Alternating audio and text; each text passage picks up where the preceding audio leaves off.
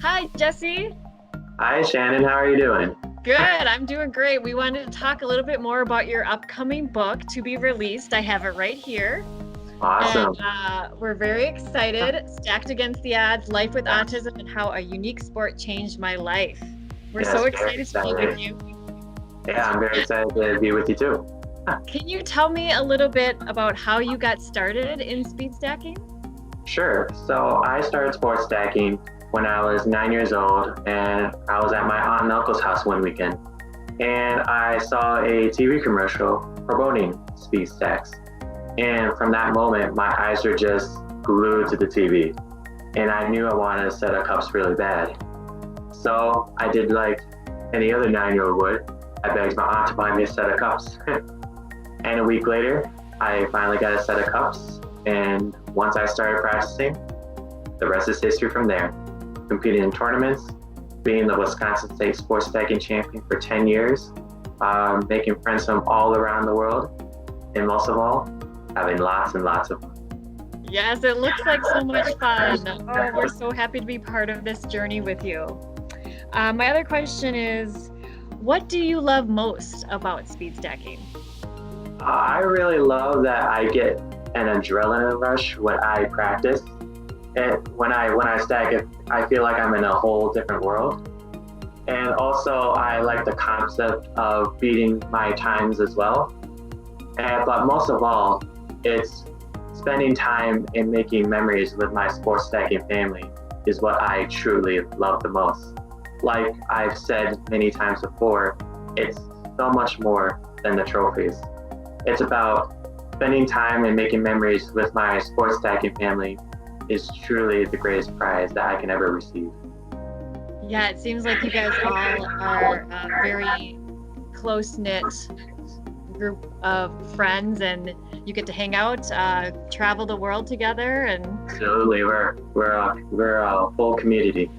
that's Community sports beautiful. stack. Yes. So how often do you practice?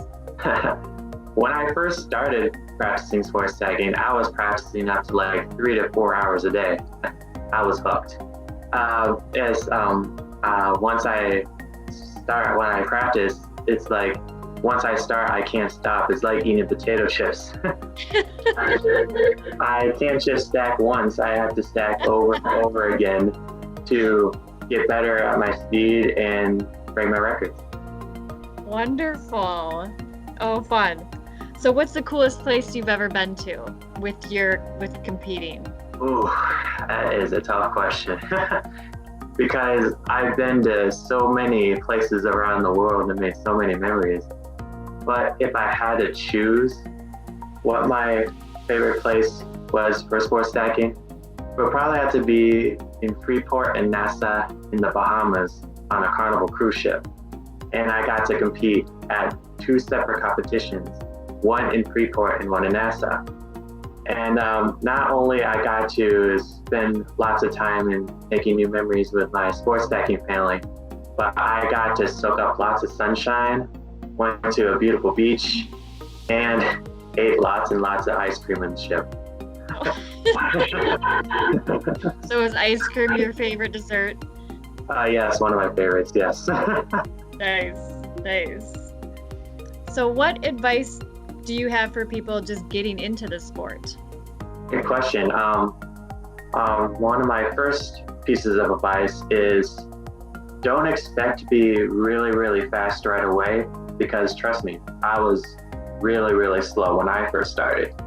But if you want to get faster at sports stacking, you will have to follow what I like to call the 3 Ps: patience, practice, and perseverance. If you follow those 3 Ps, your speed will improve as time goes on. Also, you don't want to look at sports stacking as just a sport, but also look at it as a passion. If you look at sports stacking as a passion, you will have a lot more dedication to follow those 3 Ps. So you will set goals to become faster. And also just be part of the sports stacking community as much as possible. Like compete at tournaments, make friends from around the world, look up to fast stackers, watch them, and see how fast they're getting. And eventually you'll become at the same level as a Team USA sports striker like myself. And also, I like to add one more piece of advice for the viewers watching at home for the people that have disabilities. But I don't usually like to call those people with disabilities. I like to call those people with different abilities because they have the ability to succeed. Anyways, back to the point. Don't don't let your different ability stop you from becoming the best. And that's also another wonderful thing about sports stacking is that anybody can do it. It doesn't matter how old you are. It doesn't matter what gender you are. It doesn't matter how tall you are. It doesn't matter if you have a different ability or not. Everyone is welcome in sports stacking. On to your book. Yes. What was the inspiration behind writing this book? Great question. My inspiration for writing this book came all the way back to my very first CISA 4 presentation in West Salem, Wisconsin. And when I got done with my presentation, a woman named Lily Ryder came up to me. And by the way, Lily is one of my beta readers in my book. And again, when I got done with my presentation, she came up to me while my aunt and uncle were behind me. And she told me how proud she was and how happy she was for me. And then she said this to me, that Jesse, your story needs to be heard, that you should write a book. And I gave it some thought, and I looked at my aunt and uncle behind me, and they thought it was a great idea. So I accepted her challenge. And ever since January of 2018, I worked really hard, along with the help with my aunt and uncle, and with you guys, of course. I'm finally proud to say that my book is finally done and ready to be launched in April. Wonderful. So what was the hardest part in making the book or writing it? Ooh, the hardest part would probably have to be trying to remember what my life was like in my younger years. So I had to ask my aunt and uncle for help to fill in those parts.